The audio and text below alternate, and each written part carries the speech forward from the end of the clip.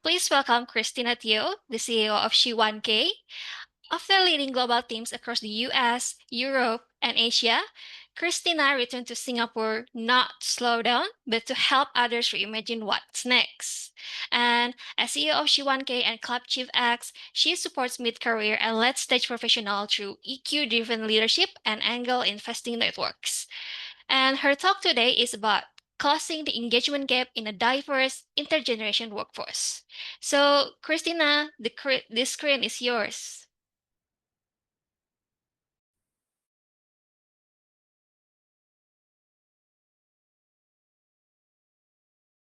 Okay, cool. All right. Hello, everybody. Now, let's see if I'm going to have the same problem with the sharing. Hang on.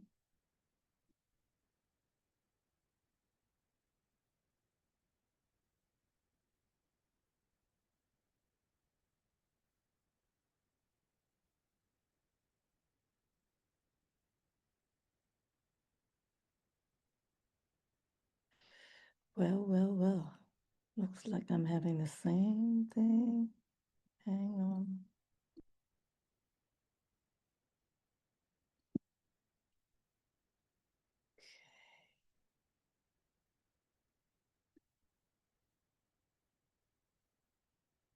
Does it work? I haven't seen it yet, so Because I'm still seeing the other screen. Hang on. Okay, I think now we got it probably. Yeah, okay, here. Are we good? yep, good to go. Oh, fantastic. Well, I'm the last speaker, but I hope I still get your attention and not standing in the way of lunch. Um, and something that I really care a lot about because I think a lot about the gaps in aging, in confidence, in clarity, and it cuts across all age groups. And so, how does all this actually have an impact on the engagement gap in the workforce, right? Especially of a diverse intergeneration workforce, right? So, I wanted to ask everybody, what do you think is an engagement gap? I mean, how do you know if the employees in a company is engaged or not? You may want to maybe put in some of your comments in the chat box. Give you a second to think about it. Okay. Okay. Okay. So maybe you may have heard people talk about, mix these kind of statements, right? I don't see a future here. Maybe I'll just jump to another company. Right? And this could happen a lot from the Gen Zs and millennials, right? Or people say, I don't feel safe asking questions. Who in an organization typically will say new tools and trends are for the younger ones. I'll just stick to what I know. Okay. Or sometimes when I facilitate workshops, I hear this said a lot. So it's kind of blame the leadership. I give ideas, but the leadership doesn't listen, or they don't even have a clue of what I'm talking about. Okay. Or who makes these kind of assumptions, sometimes at a very senior level, even if they want to kind of grow the company, but they may make statements like young people nowadays just don't have loyalty. So there's a lot of like different voices in the company. And I think when you hear this kind of voices, you get a sense that people in this company are not very engaged. And this is a little bit scary because the point is by 2030, which is just like in 5 years' time, right? 65% of our workforce in Asia will be Gen Z and millennials. And particularly in Singapore, actually 40% of employees will be over 40. Now, I'm not saying that everybody is disengaged, but there could be a risk, as all of you can imagine, with AI coming on so strong at an accelerated pace that many of us are not prepared for. Okay. So This now then raises, I think, a different kind of alert, right? And if we have, more than 60% of workers thinking of changing their jobs, so sometimes natural attrition is good, but if you have too many changes at this level, the cost of training and retraining could really hit the bottom line of a company. I think a lot of you know, and I don't need to elaborate further, that a lot of these situations used to be maybe like we kind of just say it, and then it's like, oh, okay, it's something that we can deal with another day. But I think at the pace that we are growing and with all the market changes these days, if we're not careful, this is really going to hit our bottom line. So what I would love to do is, kind of bring my experience to the table. I think what I have is pretty unique because I come from a truly global multinational kind of background, having taken a lot of leadership roles at since a very young age. At Acer, IBM, DAC, 3Com, and I was actually the first general manager of Yahoo in Singapore. And I also launched the world's first Windows smartphone at O2, right? So that means I was always on the cusp of very massive global paradigm shifts. Yeah. And actually, most of my career was spent outside of Singapore, right? And on top of that, I think because now I lead a lot of C-suite executives in angel investment in startups, which means I'm also very clued in to the startup ecosystem, about disrupting corporates, and probably a great role model for people who are, thinking about, hey, I've already plateaued. How do people who are in the 40s and 50s actually reinvent themselves and stay curious, right? So this is what I do in my corporate workshops. And I also, because I facilitate a lot of career grooming for, first-time career people, for people who, maybe the second role in a company. So I'm hearing from the horse's mouth exactly what they're thinking about. Okay. So that's why, you know, uh, I would really like to ask everybody as well. I mean, if you were to really think about your own organization, are you seeing this, right? Are you seeing that the younger employees have a very different perception to aspiration? And so when I facilitate workshops, I want to make sure that both myself and the leadership team is not imposing our assumptions and our mindsets, right, on the younger employees because they bring a different set of values to the organization.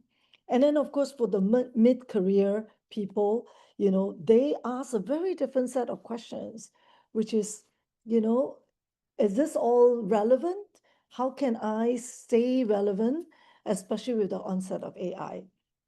And the kind of the burden on the leaders is they too themselves, right, have to catch up. So have to take care of the business objectives, but also bring along the team that is so diverse. So perhaps if you look at the next slide, in terms of the definition, right? If we kind of like broadly divide employees to engage, unengaged, and disengage, okay? So I would like to kind of get an honest opinion of what you think is the percentage of your employees that are engaged, right? So when I was working at corporate, I think the company normally just focus on maybe the top 5% performers, right? So we are in the what you call the retention pool, right? So we are very invested in our work, very happy, and we feel that there's always opportunities for us to grow. Okay. But these days, I don't think the company can afford to just focus on the top 5% performers, right? So how do you kind of create that, moving the needle of unengaged and especially disengage to get them more engaged. So maybe if you are honest enough, maybe you can input in the chat box what percentage of your company employees do you think uh, are really engaged, right? This is all confidential. You're in a safe space to share your honest ratings. Okay. So then, really, for me, the question is to help yourself, right, the learning and development team people, to kind of like co create and think, how can we shape a culture where engagement drives results? So we're not just getting people engaged like rah rah, once a year, let's get together, have a family day, or just have quarterly town hall just to make people feel, yeah, they know something about the company. Okay. But how can every different target audience, because there's really very diverse groups in any company, how can they be engaged enough to drive results? Because today we're in an even more complex working environment, right? Consider remote environment, hybrid environment. I think any of you who has to deal with Gen Z population will know that they are all asking for hybrid, if not 100% remote kind of working. Okay. And yet they need to deal with intergeneration dynamics. And we're not like, that's not the end of it, right? We still have diversity, whether it's gender and tenor in the company, and how can we be more inclusive? And of course, even diversity in subject matter expertise.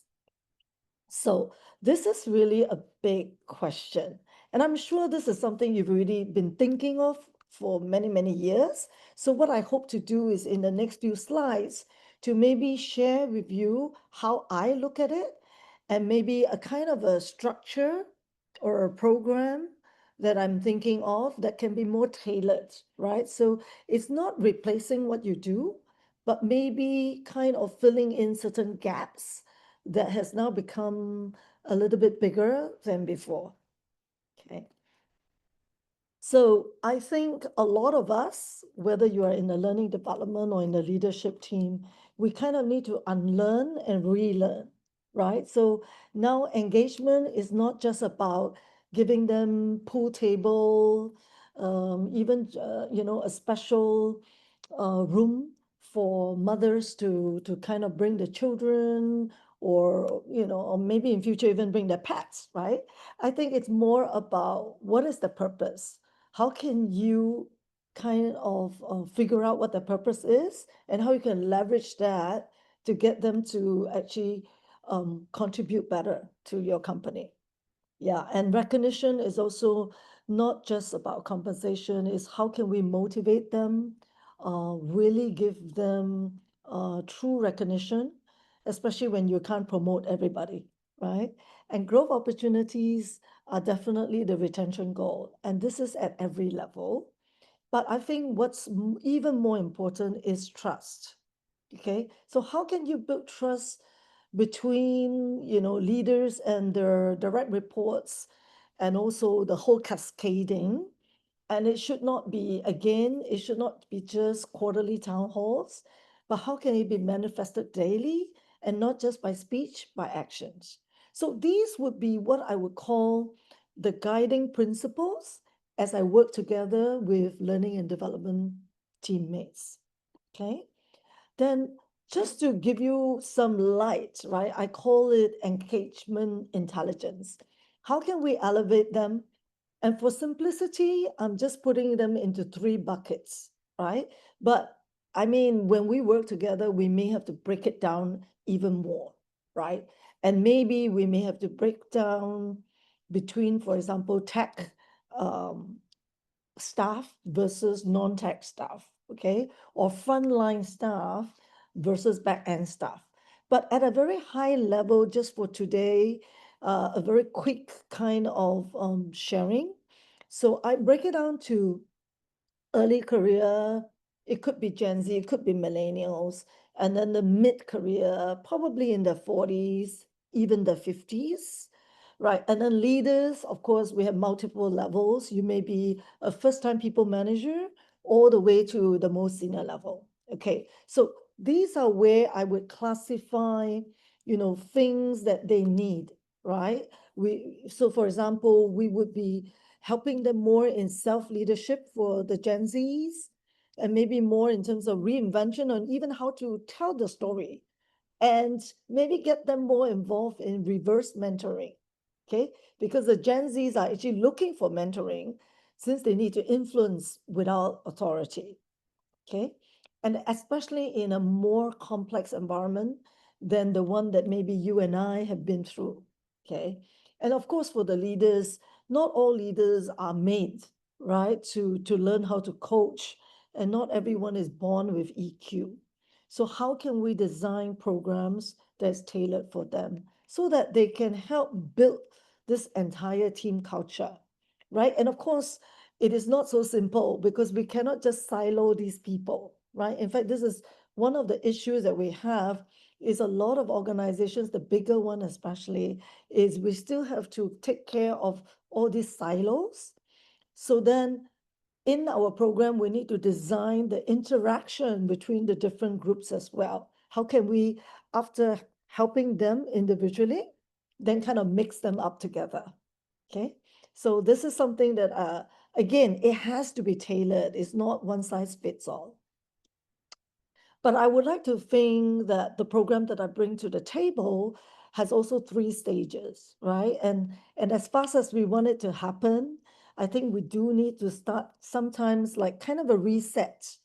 Yeah, as to in this a year of 2025, do we need to maybe even change the questions that we ask, right? So kind of reset on what kind of have a good scan of what we all define as engagement. And more importantly, what does the employee think being engaged means?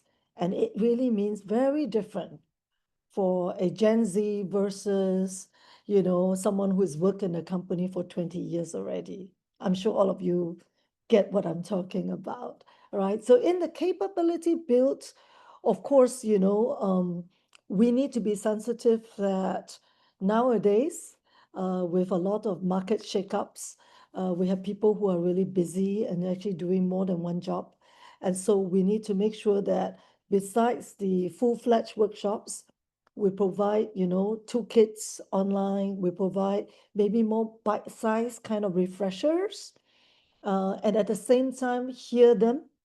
So have reasonable roundtables, and make sure that we also have reinforcement activities. Because if it is one-off, once they get back to the work environment, I think it's back to square one. Okay, so they may just forget. So we have to keep, because people really have shorter attention span as well. All right, so I think what I can do is if you can connect with me, I will actually send you my full table of, how do I think about the capability building, right? And also what are the kind of modules that we're introducing, and each target group, what are their needs and so forth. So I can send you a PDF of my summary of this, right? And just to close off, these are the frameworks that I typically leverage on, right? And they're all interrelated because, for you to ask powerful questions, you really need to build up on your emotional intelligence and kind of, question yourself on the assumptions that you make. And if you really want to build on your emotional intelligence, you probably need to understand how different people are motivated differently. Okay, so all these are all related, and I make sure that my sessions are also highly experiential. Yeah, so I think with that, I close off. If you want, you can always connect with me on LinkedIn and we can have a further discussion. Okay. Okay. All right.